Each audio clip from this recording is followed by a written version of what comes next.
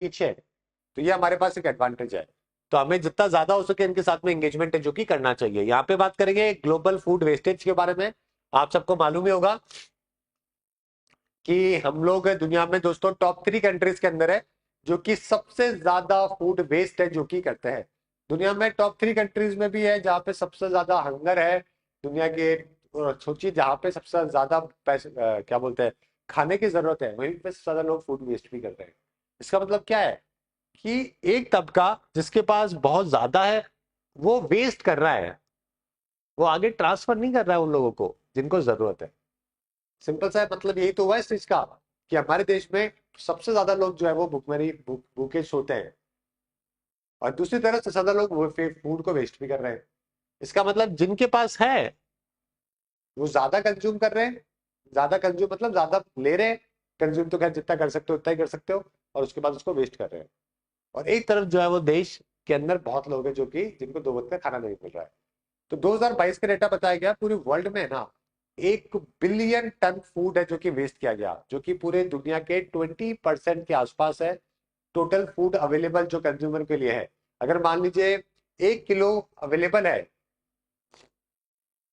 है ना, तो उसका 20% यानी कि 200 ग्राम फूड है जो कि वेस्ट कर दिया दुनिया ने। ये 2022 का नंबर है। तो इंडिया में तो खैर कर ही रहे हैं क्योंकि हमारी पॉपुलेशन ज्यादा है तो यहाँ पे नंबर भी बहुत ज्यादा है। लेकिन दुनिया के अंदर भी ये आपको काफी ज्यादा देखने को मिलेगा। मेजरली आपको जो डेवलपिंग कंट्रीज है ना वहीं पर ही आपको ये देखने को मिलेगा, क्योंकि लोग वहाँ पे थोड़ा पैसा आता है, थोड़ा बहुत है ना ये सब होता है ना, तो लोग बड़ा इसको अपना अपना पार्ट समझने लगते हैं चीजों को खराब करने का। ओके, अगर आप एसी अफोर्ड कर सकते हो तो आपको लगता है चला के रखो ना पूरे दिन, बिजली तो आए, बिल तो दे ही रहे बिजली का। आप ये नहीं समझते कि ये एक रिसोर्स है जो कि आपको मिल गया, लेकिन इसका मतलब ये नहीं कि ये परमानेंट है। पानी है आपके घर पे आ रहा है, आप उसको वेस्ट करते हो। खाना आपको मिल रहा है, you don't care about it कि ये खाना यहाँ तक पहुंचा है तो कितने लोगों का इसके अंदर एफर्ट है जो कि लगाए किसान से लेकर कहाँ तक। तो हमें उसको कॉन्शियसली ईट करना चाहिए। एक बहुत अच्छी बात मैंने जो देखी है ना ठंडे कंट्रीज में, जो ठंडे कंट्रीज है जैसे कि यूरोपियन है, अमेरिकन कंट्रीज है, बहुत ठंडे कंट्रीज है ये, मतलब इतने हार्श कंडीशन है यहाँ पे विंटर्स में, उसके बाद में भी ये लोग इतने आगे निकल गए। बहुत बड़ी बात है ना। यहाँ पे लोग बहुत रेस्पेक्ट करते हैं फूड की। आई डोंट नो कैसे हुआ ये, लेकिन maybe because of this reason only, क्योंकि फूड अवेलेबल नहीं था। ठंडे रीजन में फूड इतनी आसानी से नहीं मिलता है ना। तो जितना भी मिलने लगा और जब इन्होंने इंडस्ट्रियलाइजेशन किया और लोगों तक जो फूड अवेलेबिलिटी मिली है, तो दे मतलब they take care food as a very important thing, है ना। लंच हो या फिर डिनर हो, ब्रेकफास्ट हो, तो उसको बड़े सेंसिटिवनेस के साथ में, बड़े उसको ध्यान रख के उस तरीके से ये लोग जो है ना उसको कंज्यूम करते हैं। तो उनके लिए बहुत इंपॉर्टेंट है वो चीज़, मील बहुत इंपॉर्टेंट होती है। और जहाँ पे हमारे जैसे कंट्रीज है जहाँ पे बड़ी आसानी से जोग्राफिकल कंडीशन ऐसी है कि एग्रीकल्चर से बड़ी मील मिल जाती है ना, तो हमने शायद उतनी रिस्पेक्ट करना चालू नहीं किया। तो कभी भी आप वेस्टर्न वर्ल्ड में जाओगे और बहुत ठंडे कंट्रीज में जाओगे ना, कभी आप देखना वहाँ पे आप कि लोग बड़े मतलब बहुत रेस्पेक्ट करते हैं इस चीज की, उनको मील मिल रही है तो। और मील महंगी भी बहुत होती है ये भी एक कारण है ओके, चलिए। तो फूड वेस्ट लॉस का मतलब है जब आपका जो पूरा वो है ना सप्लाई चेन है उसके अंदर कहीं ना कहीं प्रॉब्लम हो गया और खराब हो गया। लेकिन फूड वेस्ट का मतलब है कि जो बचा हुआ खाना था वो आपने डंप कर दिया, या फिर आपने सही जगह पे नहीं भेजा, या फिर आपका एक्सपायर हो गया घर में जो पड़ा पड़ा। समझ गए? तो ये दोनों की चीज में फर्क है। फूड प्रोडक्शन जो है वो बहुत ज्यादा लैंड भी यूज करता है, वाटर भी यूज करता है, ग्रीन हाउस गैसेस भी इमिट करता है। उसके बाद में जब हम लोग फूड बनाते हैं तो उसको वेस्ट भी कर देते हैं। फूड वेस्ट जो है वो 10 से 12% ग्रीन हाउस इमिशन है जो कि करता है, जिससे लैंडफिल होता है। मीथेन भी जो है इस वेस्ट से जो है वो निकलता है। 783 मिलियन यानी कि 78 करोड़ लोग हैं जो कि भूखे चले जाते हैं। समझ रहे हो? मतलब आप कितना बड़ा इंपैक्ट है ये। और $1 ट्रिलियन जो है वो फूड है जो कि हर साल वेस्ट होता है। अब इसमें से 78 में से आप ये मान के चलिए कम से कम 30-40 करोड़ तो हमारे देश में ही है ना। हमारे यहाँ पे अगर मैं बात करूं तो रीजन क्या है कि एक तो लोग ज्यादा बाय करते हैं, इम्प्रॉपर प्लान करते हैं। सबको लगता है, शादी में देखा होगा ना आपने, एक साथ भर लो जितना बरसों को वापस कौन आएगा यार और उसके बाद खाया जाता है। आपकी प्लेट आप देखा करो, आप हमेशा दो नजरिए से हमेशा देखने की कोशिश करना, है ना। एक तो कि आपकी प्लेट जो है वो कितनी हेल्दी है और कितनी ओवर सब्सक्राइब्ड है ठीक है।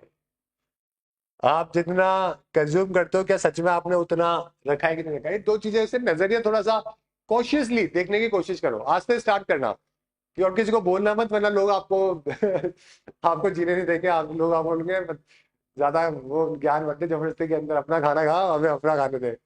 लेकिन आप अपनी प्लेट पे तो कम से कम देख ही सकते हो, दूसरों को नहीं बोलना है।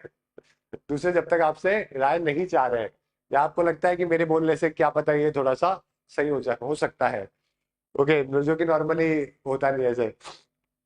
तो आप हमेशा ये देखा करो कि आपकी जो अगर आप 7 दिन में जो भी खा रहे हो ना, मतलब कितने टाइम आप अनहेल्दी आपकी आपकी प्लेट है या फिर हेल्दी आपकी प्लेट है, और उसमें कितना कंज्यूम कर रहे हो, कितना वेस्ट कर रहे हो।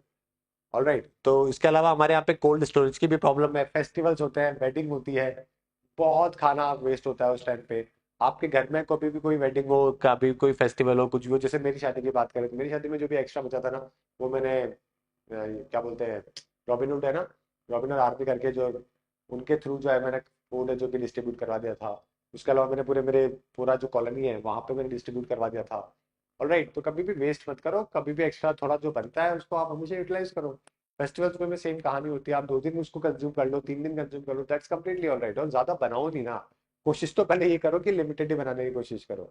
ऑलराइट, चलिए ठीक है। अर्जेंट सोल्यूशन यही है कि हमें एक बार तो प्लानिंग करने की जरूरत होती है मील की, है ना, राइट टेम्परेचर पे स्टोर करें, फूड वेस्ट बचाए, और सबसे पहले सोचे, इंपॉर्टेंट क्या है, बात होना जरूरी है सबसे पहले। तो सबसे पहले जब तक डिस्कशन नहीं होंगे ना स्कूल के अंदर, कॉलेजेस में, घर परिवार में, आप और मैं बात नहीं करेंगे, जब तक कभी सोच ही नहीं पाएंगे, हमारा कॉन्शियसनेस जो है वो अलाउ ही नहीं करेगा आपको उस लेवल पे सोचने के लिए। ये अलग लेवल ऑफ थिंकिंग है, ये हर कोई आदमी नहीं सोच पाता है, राइट। तो जब हमारा थोड़ा कॉन्शियस बिल्ड होता है, इस तरीके से सोचने की हमारी कैपेबिलिटी बिल्ड होती है, तब आप ये सब कर पाते हो। तो सबसे पहले तो इंपॉर्टेंट ये डोनेट करें। आप हमेशा सरप्लस फूड अपने जो भी ऑर्गेनाइजेशन है, एनजीओ है, फूड के ऊपर काम करते हैं, है ना, उनके हमेशा नंबर मोबाइल के ऊपर रखा करो। चलिए ठीक है। तो सस्टेनेबल डेवलपमेंट गोल भी है 12 के अंदर कि हमें फूड वेस्टेज को 2030 तक 50% जो कि करना है। आगे बात करते हैं बीवाईडी को लेकर। तो बीवाईडी के सेल्स ने टेस्ला को सरपास कर दिया है, और दुनिया की सबसे बड़ी इलेक्ट्रिक कंपनी है, इलेक्ट्रिक मैन्युफैक्चरिंग 4 व्हीलर कंपनी है जो कि बन चुकी है। तो बीवाईडी सोचा भी नहीं था कुछ साल पहले, किसने नाम भी नहीं सुना होगा, लेकिन एक तेजी से ग्रोथ है जो कि इन्होंने करी। इनके सेल्स के नंबर देखो आप,